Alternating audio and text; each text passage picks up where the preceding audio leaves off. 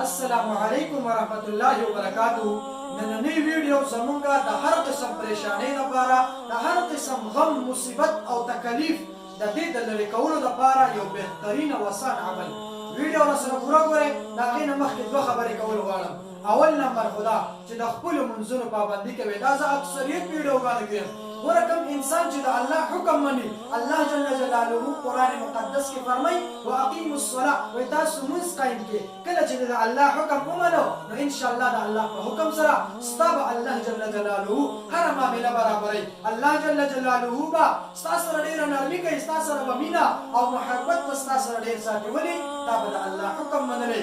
دویم نمبر دا ویډیو چې هر څوک ګوري هغه به دا لازمي نورو ملګرو سره شیر کوئ چې هغوی ته هم څه فایده والي، موږ ته به پکې هم څه فایده وي. موږ ته به څوک دعا وکړي، لاس په اوچت کړي چې الله پاکه دوی له ډېر چې کوم دی ترقي ورکړي. موږ ته به دعا وکړي، دا به زموږ لپاره ډېره فایدهناکه وي. زموږ هېڅ نه دي پکار، صرف دعا پکار ده جي. نو موږ ته به خلک دعا وکړي. دا ویډیو به راسره مخکې شیر کوئ. نو ویډیو به راسره پوره ګورئ، انشاءالله ډېره فایده به ستاسو کېږي. د دې مین وجه هم دا ده، اکثریت بیا خلک موږ ته په کمنټس کې وایي یاره قاري صاحب موږ ته وایس کې دا ووایه موږ خو پرې پوه نه شو، یا کالو کې یاره قاري صاحب په دې خو موږ پوه نه شو، موږ پرې پوه کړه. نو دا بیا ډېر زیات هر سړی پوهول او هر سړي ته ټایم ورکول دا ډېر ګران کار دی.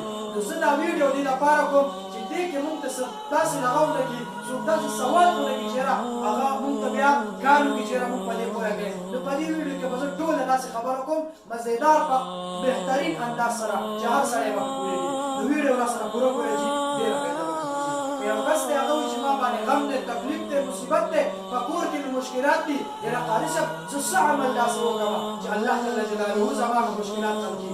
نو دی د هر فرض لمونځ نه بعد 100 پیره 100 بار لا اله الا الله لا اله الا الله چې کله لس پیرې پوره شي محمد رسول الله صلی الله علیه وسلم دا به ورسره وي لا اله الا الله محمد رسول الله. بیا به داسې وي چې لسمه پیره کله پوره کړي نو 100 بار به د هر فرض لمونځ نه بعد وي، په شرط د دې ګوره چې یو لمونځ به قضا کړې.